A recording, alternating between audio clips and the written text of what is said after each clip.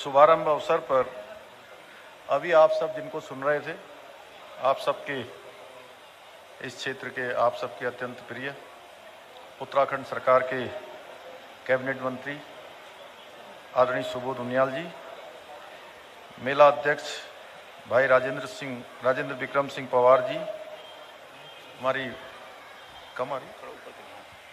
Bharatiya Janata party के जिला अध्यक्ष हमारे आदरणीय विनोद प्रसाद रतूड़ी जी, मुन्नीकृति नगर पालिका के अध्यक्ष भाई रोशन रतूड़ी जी, ब्लॉक प्रमुख राजेंद्र भंडारी जी, नगर पंचायत अध्यक्ष गजा बहन मीना खाती जी, हमारे पूर्व विधायक भाई ओम गोपाल रावत जी, मंडी अध्यक्ष भाई विनोद कुकरेती जी, कुलदीप बुटला जी, वीर सिंह रावत जी, मंडल अध्यक्ष भाई नरेंद्र नेगी जी, राजपाल सिंह कुंडीर जी और महिला मोर्चा की अध्यक्ष बहन रेखा राणा जी एवं समस्त सभासदगण, सभी पार्टी के वरिष्ठ कार्यकर्ता पदाधिकारी गण, आए हुए सभी हमारे बड़े बुजुर्ग, सभी नौजवान साथी, मेरे प्यारे बच्चों, हमारे प्रशासन के जिलाधिकारी और वरिष्ठ पुलिस अधीक्षक एवं सभी उनकी पूरी टीम, मैं सबसे पहले तो ये माँ कुंजापुरी को नमन करते हुए आज मेले के उद्घाटन अवसर पर आप सभी को बहुत शुभकामनाएं देता हूँ, बहुत बधाई देता हूँ कि बहुत ही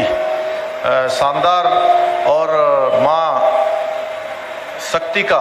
शक्ति स्वरूप इस मेले का जो उद्घाटन हुआ है, अभी माननीय मंत्री जी बता रहे थे कि 45 वर्ष मेले को हो गए हैं। निश्चित रूप से आप सब पर माँ की कृपा बनी रहे। हमारे शक्तिपीठों में से एक माँ कुंजापुरी का शक्तिपीठ है। मैं भी 4 जुलाई को मैंने मुख्य सेवक के रूप में काम करना प्रारंभ किया और तब से हमारी कोशिश है कि उत्तराखंड हर क्षेत्र में आगे बढ़े, युवा जोश भी आगे बढ़े, हमारे जो बड़े बुजुर्ग हैं उनका अनुभव भी साथ साथ चले। उसको लेकर लगातार हम योजनाएं बनाने का काम कर रहे हैं। बहुत सारे हमने फैसले लिए हैं। सबसे पहले हमने नौजवान युवाओं के लिए अभी 24,000 जो पद हमारे सरकार में रिक्त हैं, उन पदों को हमने भर्ती की प्रक्रिया शुरू कर दी है और लगातार भर्तियां निकल रही हैं। इसी के साथ साथ हम चाहते हैं कि उत्तराखंड के अंदर हमारे नौजवान, हमारी बहनें, वो केवल रोजगार मांगने वाले न बने, वो आने वाले समय में रोजगार देने वाले बने। इसके लिए हमने मुख्यमंत्री स्वरोजगार योजना, मुख्यमंत्री नैनो योजना और तमाम जो वीर चंद्र सिंह गढ़वाली योजना, पर्यटन के क्षेत्र में चलने वाली योजनाएं, उन सभी योजनाओं को विस्तारीकरण देने का काम किया है। लगातार आप देख रहे होंगे पिछले दिनों से हम लोग 2.5-3 महीने से लगातार प्रयास कर रहे थे कि हमारी जो यात्रा है वो प्रारंभ हो जाए। 4 धाम यात्रा बंद थी और जब वो खुली, बहुत प्रयास करने के बाद पहले हम माननीय न्यायालय में गए, हाई कोर्ट में उसने रोक लगाई हुई थी कोरोना के कारण से। जब 2 महीने तक सुनवाई नहीं हुई तो हम सुप्रीम कोर्ट गए और सुप्रीम कोर्ट में भी उसकी सुनवाई नहीं हुई। फिर हमने दोबारा सुप्रीम कोर्ट से वापस केस को लिया और फिर से हमने माननीय उच्च न्यायालय में इसमें फिर से आवेदन किया कि अब कोरोना कम हो गया है और 4 धाम यात्रा खुलनी चाहिए, चलनी चाहिए, क्योंकि हमारे इस पूरे क्षेत्र में 4 धाम यात्रा के कारण से लोगों के घर द्वार चलते हैं, पूरे साल भर का काम चलता है, उनकी आजीविका पूरी तरह से इस पर निर्भर रहती है।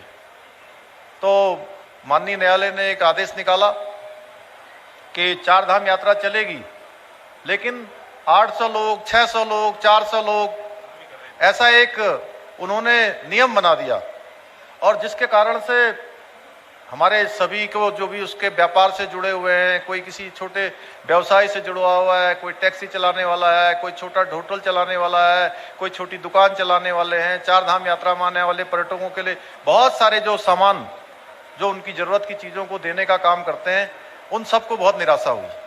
हमने फिर से न्यायालय में जो है उसमें फिर से हमने अनुरोध किया और अनुरोध करा तो अभी ठीक मैं यहाँ आज ये माँ कुंजापुरी का ये मेला शुरू हो रहा है और इस मेले के शुरू होने से ठीक 2 दिन पहले हाई कोर्ट का अब पूरी तरह से सरकार के अनुरोध पर हाईकोर्ट ने पूरी तरह से चारधाम यात्रा को चालू कर दिया है। मैं बधाई देना चाहता हूं आप सब लोगों को। और पर्यटन के क्षेत्र में हमारा प्रदेश आगे बढ़े, उसके लिए हम लगातार प्रयास कर रहे हैं। पिछले दिनों जो चारधाम यात्रा नहीं होने के कारण से पर्यटन और जो परिवहन क्षेत्र है और सांस्कृतिक क्षेत्र है, इस क्षेत्र में जितने भी लोग काम करते हैं उन सभी को चूंकि काफ़ी हानि उठानी पड़ी है, काफ़ी नुकसान उठाना पड़ा है। उनके लिए हमने एक 200 करोड़ रुपए का एक पैकेज घोषित किया है और उस पैकेज के माध्यम से सीधे अगले 6 महीने तक सबके डीबीटी के माध्यम से सीधे सीधे उनके खातों में पैसा जाएगा, उसकी शुरुआत हो चुकी है। इसी प्रकार से जो अभी मैं देख रहा था वहां पर स्टॉल पर जो राष्ट्रीय आजीविका मिशन की जो हमारी बहनें हैं वो बड़ी प्रसन्न हो रही थी देखकर, क्योंकि पिछले दिनों हमने उनके लिए 119 करोड़ रुपए का एक पैकेज घोषित किया था।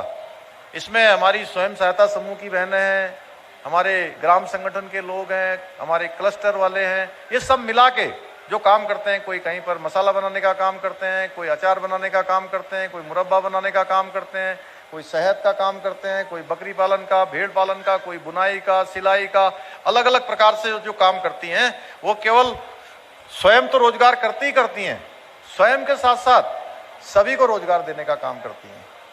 तो उन सब बहनों के लिए हमने 5 लाख तक का जो ऋण था उनको बिना ब्याज के देने का प्रावधान किया है। उनको बिना ब्याज के सभी समूहों को उस प्रकार से ब्याज के बिना ऋण के ब्याज दिया जा रहा है। और उनके जो पिछले 6 महीने के जो तमाम प्रकार के जो ऋण थे उनको हमने माफ किया है। आने वाले समय में बहुत सारे क्षेत्रों में काम कर रहे हैं। हमने ग्राम प्रधानों के लिए अभी ये कि सभी ग्राम प्रधानों का मानदेय बनाने की भी घोषणा की है। अगले कुछ दिनों में उसका शासनादेश निकल जाएगा। उनका मानदेय पहले 1,500 रुपये होता था, उसको 3,500 रुपये किया है। इसी प्रकार से नौजवानों के लिए हमने समूह गौ और समूह ख की जो परीक्षाएं हैं गौ और ख की, उन सब में 1 साल की आयु सीमा में बढ़ोतरी की है। कोरोना के कारण से बहुत सारे एग्जाम हो नहीं पाए हैं। इसी प्रकार से उनको आवेदन भरने के लिए भी किसी के कहीं देखना ना पड़े। आवेदन के लिए आर्थिक तंगी से गुजर रहे हमारे सभी नौजवान भाइयों को सब लोग परीक्षाओं में भाग लें, इसके हमने लिए परीक्षा शुल्क मुक्त कर दिया है। अब कोई परीक्षा शुल्क नहीं लगेगा। हमारे सभी जो नौजवान युवा हैं, चूंकि फौज में जाते हैं, हमारे यहाँ पर बड़ी संख्या में जो है उनको शारीरिक प्रशिक्षण लेते हैं, अपनी ट्रेनिंग करते हैं, अभ्यास करते हैं। उनके लिए हर गांव में एक ओपन जिम खोलने की भी हमने घोषणा कर दी है। एक ओपन जिम वहां पर सभी गांवों में बनाया जाएगा आने वाले समय में। इस प्रकार से लगातार बहुत सारे काम कर रहे हैं। चूंकि माननीय प्रधानमंत्री जी के नेतृत्व में जिस प्रकार से पूरा देश आगे बढ़ रहा है, आज हिंदुस्तान का मान सम्मान और स्वाभिमान पूरी दुनिया के अंदर बढ़ रहा है। मोदी जी के नेतृत्व में आज भारत की पहचान बढ़ी है। हर क्षेत्र में आत्मनिर्भर भारत, स्वाभिमानी भारत, शक्तिशाली भारत बनता जा रहा है। आपने देखा होगा पिछले दिनों गलवान घाटी में, जब मैं एक सैनिक का पुत्र हूं और मैं सैनिक का पुत्र होने के नाते से मैंने देखा है कि एक सैनिक के परिवार में या उसके आसपास जब वो सेना में होते हैं तो किस प्रकार का वातावरण होता है, किस प्रकार की कठिनाइयां होती हैं। और जब भी भारत और चीन की बात आती थी, चीन के साथ कभी भी कोई लड़ाई की बात आती थी, तो 1962 से लेकर अब तक हमारे मन में एक ग्रंथि पैदा हो गई थी कि चीन शक्तिशाली है, चीन के पास ज्यादा हमारे से ज्यादा अच्छी टेक्नोलॉजी है, उनकी सेना सशक्त है। क्योंकि वो इतिहास के कारण से, उस समय के नेतृत्व के कारण से अभी जो गलवान घाटी में हुआ, हमारे देश के 20 वीर बहादुर सैनिकों ने अपनी शहादत देकर उस कुंठा को दूर करने का काम किया जो 1962 से अभी तक चल रही थी। और इसके लिए मैं हमारे देश के प्रधानमंत्री नरेंद्र मोदी जी का भी धन्यवाद करना चाहता हूं, क्योंकि नेतृत्व था। पहले क्या होता था, पहले के समय में जब बॉर्डर पर कहीं गोलियां चलती थी तो गोली चलती थी तो उनको पूछना पड़ता था, हेडक्वार्टर में पूछना पड़ता था, दिल्ली पूछना पड़ता था, कहीं वेस्ट कमांड, कहीं ईस्ट कमांड, कहीं सेंट्रल कमांड, अलग अलग जगह पर पहले उसकी जानकारी आती थी। उसके बाद ऊपर आता था, फिर रक्षा मंत्रालय आता था, उसके बाद जो है उस पर होता था कि अब जो है आपको क्या करना है। जब से देश के प्रधानमंत्री के रूप में नरेंद्र मोदी जी बने, उन्होंने कहा अब किसी से पूछने की जरूरत नहीं है, अगर गोली आएगी तो गोली का जवाब कोई और नहीं देगा, वो वहां की सेना देगी और गोली का जवाब गोली से दिया जाएगा। ये देश के इतिहास में पहली बार हुआ। आपने देखा होगा पिछले दिनों अफगानिस्तान के अंदर हमारे भारत के इतने लोग फंस गए, वहां पर जिस प्रकार का एक वातावरण तैयार हो गया, जिस प्रकार की स्थिति परिस्थिति बन गई, तो पूरे देश के लोगों को और उत्तराखंड के लोगों को भी, एक एक उत्तराखंड के लोगों को वहां से वापस लाने का काम भारत की सरकार ने किया, नरेंद्र मोदी जी की सरकार ने किया। क्योंकि आज भारत शक्तिशाली भारत के रूप में जाना जा रहा है, आत्मनिर्भर भारत के रूप में जाना जा रहा है। तमाम प्रकार से आप देखिए, अगर मैं योजनाओं को गिनाऊं तो एक से एक योजना है, चाहे उज्ज्वला गैस योजना की हम बात करें, हमारी 4 धाम जो ऑल वेदर रोडें बन रही हैं उन रोडों की बात करें, या हमारी ऋषिकेश से लेकर जो कर्णप्रयाग रेलवे लाइन बन रही है, चाहे हवाई सेवाओं की बात हो, चारों तरफ से, चाहे केदारपुरी में आज जिस प्रकार से भव्य निर्माण हो रहा है, आज 400 करोड़ से भी ज्यादा का वहां पर निर्माण कार्य प्रस्तावित है, 250 करोड़ से ज्यादा का काम अभी हो चुका है। बद्रीनाथ में जिस प्रकार से अभी मास्टर प्लान तैयार किया जा रहा है, वहां पर उसके लिए भी 250 करोड़ रुपया हमारा स्वीकृत हो गया है।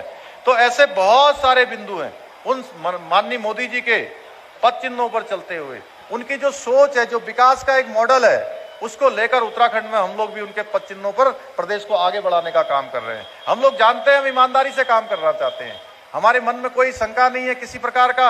ये नहीं है कि कोई काम अगर हम नहीं कर पाएंगे तो हम उसको भी कहेंगे आपसे कर देंगे।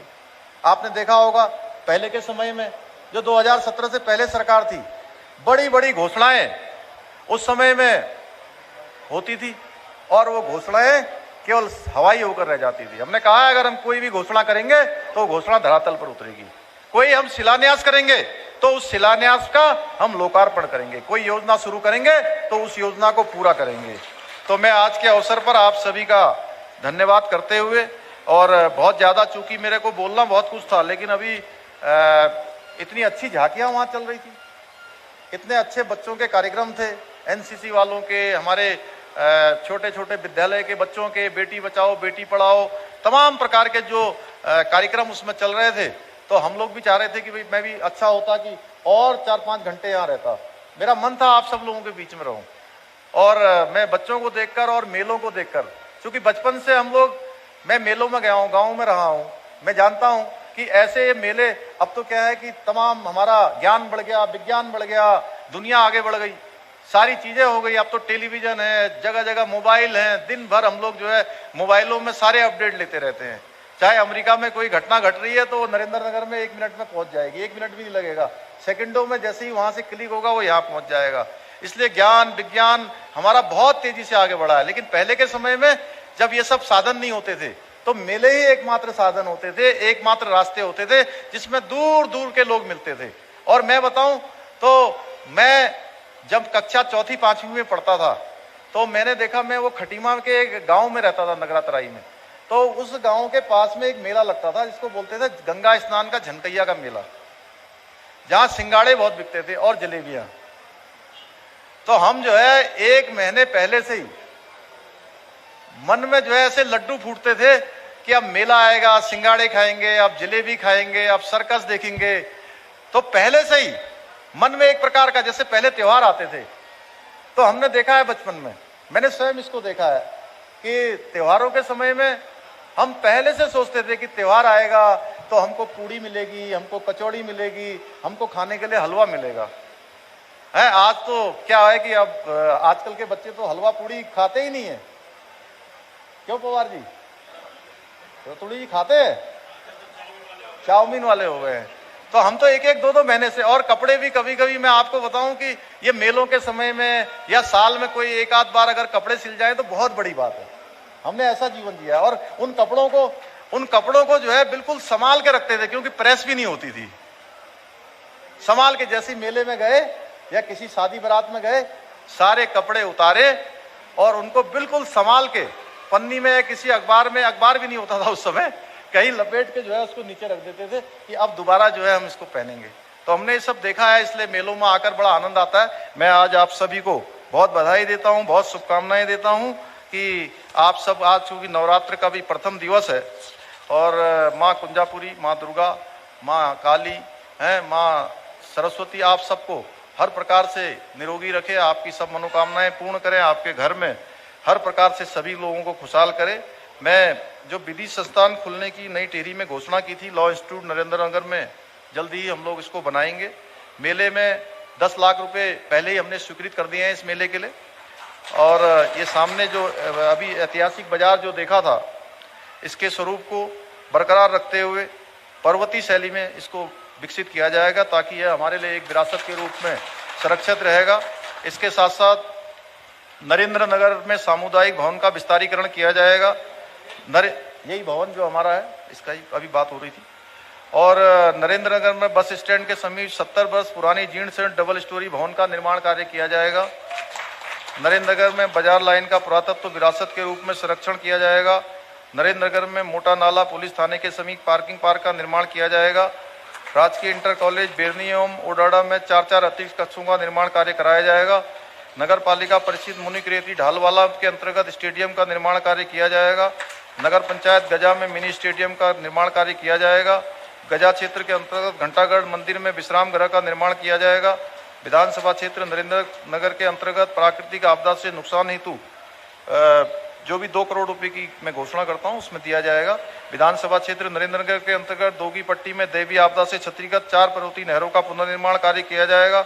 नरेंद्र नगर से डोर गुजाराड़ा मोटर मार्ग का नवनिर्माण कार्य किया जाएगा। काटल नोडू मोटर मार्ग का नवनिर्माण कार्य किया जाएगा। सोनी से नरेंद्र नगर रानी पोखरी मोटर मार्ग का नवनिर्माण कार्य किया जाएगा। तो आज के अवसर पर मैं आप सभी को अपना बहुत ही हृदय की गहराइयों से धन्यवाद करते हुए, शुभकामनाएं देते हुए अपनी वाणी को विराम देता हूं। जय हिंद, जय भारत, जय उत्तराखंड। मैं माननीय मुख्यमंत्री जी से निवेदन करूंगा कि मेला समिति जो है